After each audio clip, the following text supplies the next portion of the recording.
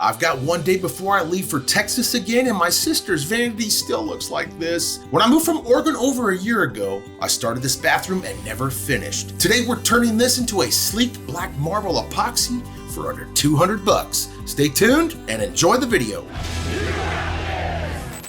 All right, guys, we're doing Speedcure Countertop Pro. We're going to cut us a countertop. My poor little sister's been living with the world's worst, horrible countertop known to mankind. Promised her I'd make her a countertop. So here I am, Sunday afternoon, turning a sheet of MDF that is in horrific shape. They gave me 30% off this sheet because it's the last one they had, and it's damaged beyond belief. At least it isn't water damage. So we're gonna build a cut table. Extra foam from the shower is gonna be my cut table. Let's see how fast we can make us a countertop. Okay, let's bust out my measurements and make this bad boy. 47.5 by 23. Polish left. That looks like a good edge. And front.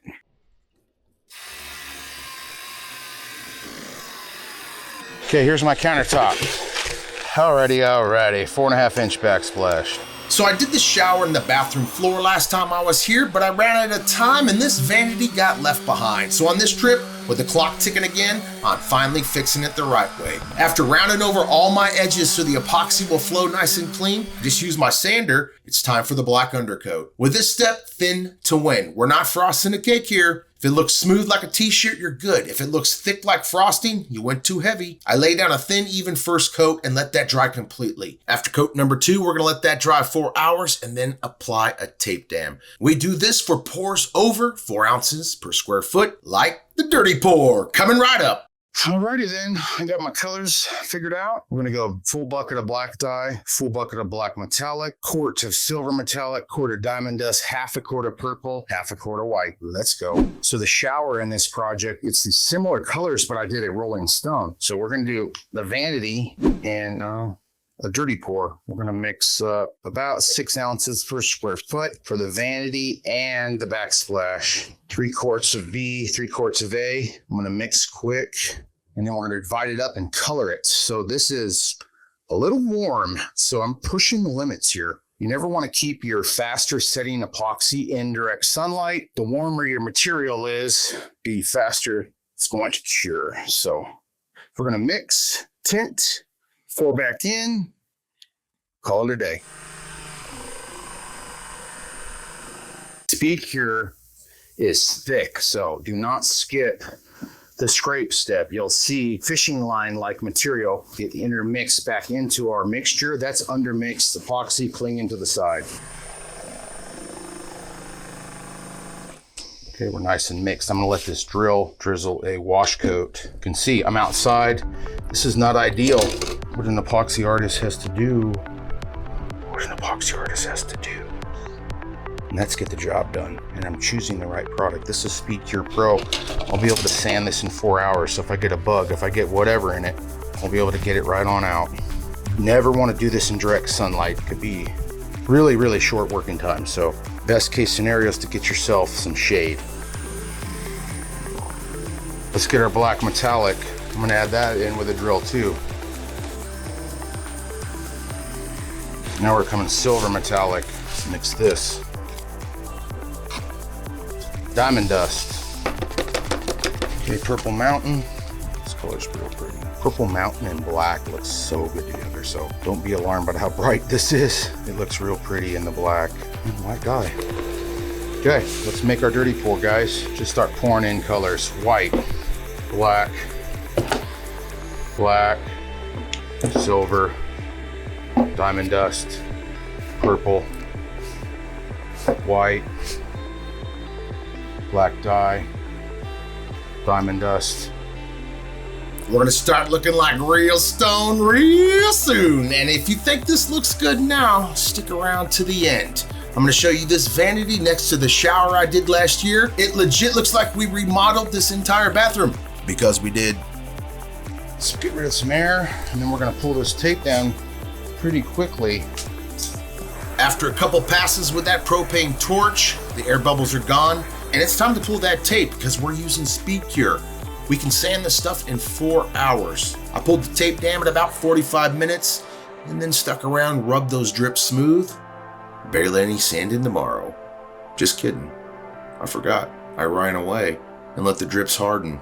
It only takes about 3 minutes to sand the drips. Just under 6 hours later, this piece is looking killer and the epoxy is cured enough to work on. Time to cut out that sink. First, I mark out the center line, lay down some blue painter's tape so my saw has something to write on. Remember, fresh epoxy. I usually try to center my sink, but now we have backsplash, so I walk it a hair forward. But you don't want this guy hitting your front cabinet. So I have about 1.5 inches overhang, and then you'll have a 3/4 inch face frame. So that's 1.5 inches plus 3/4, that's 2¼ inches. You want to make sure that that hump past that, which it is, it's at 3 inches. That's your top mount sink. Pro tip of the day. So if it was an undermount sink, same deal, and I start my sink too close to the front, that's a standard setback of 4 inches with a 1.5 inch overhang. If it's before that, the sink bowl will start hitting the face frame in the front. This is the perimeter of the sink lip. I don't want to cut there. I'm going to cut inside of that lip. And here's kind of a shorter point in here. So I'm going to measure here. We'll say in the front, we're going to cut 3/4 inch. We'll just mark that real quick, a couple of places, and we'll cheat it. Just hold your two, go to 3/4 inch. I'm working backwards, but I'm a lefty. Now I'll start going 1 inch. And what I do, I'm going to put these polka dots about every so often, 1 inch back. That's my setback. If this was an undermount sink cutout, that's when I'm going to get out my compass and I'm really going to take my time and make this more of a pristine cut, because otherwise it's showing. Now it's not. That sink lip is going to cover everything. This is your more crucial area because it is that little hump in the front. That's your drain. If you plug your sink and it overflows, that little thing in the front is where it will drain back into the drain, so it doesn't come over your sink. Now I'm just going to eyeball this. So as long as I don't go, way in here, be good, because that's going to be my caulking line now. I'm going to cut out my sink now. I just use a jigsaw blade. Doesn't really matter the blade, just make sure it's for wood. And you could either pilot drill if you don't use a jigsaw that frequently. Make, like a 3/8 hole or whatever, and then stick your jigsaw in and go around. Or here's a pro tip on starting it. So I'm going to keep my face of the jigsaw down. Just let the blade do the work. I'm putting very light pressure, and then it'll hit in and start riding the circle. Pretty cool, right? As you near the end of your cut, I'll reach up and kind of put my fingers under the piece just so it doesn't drop down. Best case scenario, let your product cure a minimum of 24 hours before the next step. This is Speedcure Pro, so it also cured outside in less than ideal conditions. There are best practices, then there are ways and things you can cheat, which under mixing is not one. You do that, you're in trouble. It's never gonna cure. If it's a little bit colder, it's gonna take a little longer to cure. That's all right. If it's too cold, this will stay soft for its entirety. It won't, it's not sticky whatsoever. We're good to go. Let's make sure it fits. Voila. So I'm gonna flip this over, grind off all the drips. I'm gonna apply the ultimate top coat, and then I'm gonna put it outside so it dries fast. Again, not ideal, but it's gonna help speed things up. It's just a mechanical bond for adhesion. Doesn't have to be perfect. I'd wanna use a random orbital if I had a bunch of debris or bugs and stuff. You'd wanna sand that all the way flat. Otherwise, high points will show through the top coat. These look great though, so I'm not worried about it. Now we're moving on to the ultimate top coat. This is what takes a pretty epoxy countertop and turns it into a durable daily use surface. First thing, I delint my rollers with some tape. You'll want one roller to apply the material and another dry roller to back roll and remove any extra. I'm mixing part A to part B at a 2:1 ratio, and I blend for about 45 seconds. Next, I add the right amount of water and mix again. We have important mixing instructions you want to be sure to follow that are included with every kit.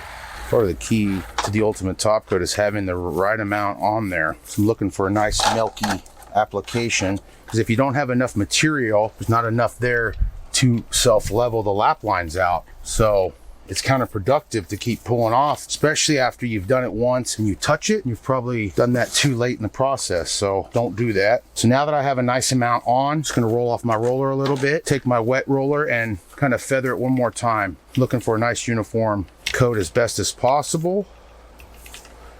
Get your front edge. I'm also gonna roll this bottom. This way the front edge has some nice ultimate top coat as well as some paint. Hit my side edge. discard my wet roller, and now I'm gonna feather off some of this material using a dry roller. Very light pressure. I have the frame to the right side of me, or whatever side you go. This is heavier, so you wanna feather with the light side after you dry roll. You'll have better results, least amount of lap lines. But remember, this self-levels to an extent. The quicker you can get pulling material, the longer it's going to have to self-level on you. Time's running out. I can't believe I got this done. I'm gonna deplumb, remove this entire vanity, try to surprise my sister before she gets home. I'm gonna go score the top of this caulking, and then, often I come to the countertop, lift up, and break the screws right out. So this is ready to go. All right, first I dry fit that whole setup. Countertop, sink, all the new hardware. Just make sure everything lines up before I full send and commit. A sloppy fit and a gluey mess on a vanity this nice would be like wearing a tuxedo with Crocs. Don't do it. So look, there's the shower, kind of matched it. Now that the epoxy is cured, I'm using 100% silicone, where the backsplash meets the countertop and around the sink. Where the backsplash meets the wall, I'm using latex caulking because it's paintable. And that's it, folks. This vanity went from don't flip that light on to a custom black marble for way under 200 bucks. With a durable top coat that's gonna withstand my little sister's beautifully insane children. And if you've got an ugly bathroom that you've been hiding from house guests, drop a comment and tell me which room I should help you fix next.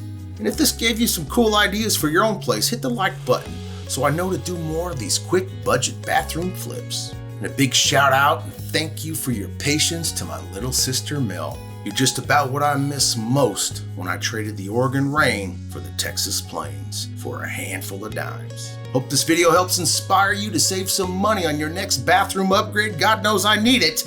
You can do this, you got this, and I'll see you on the next video.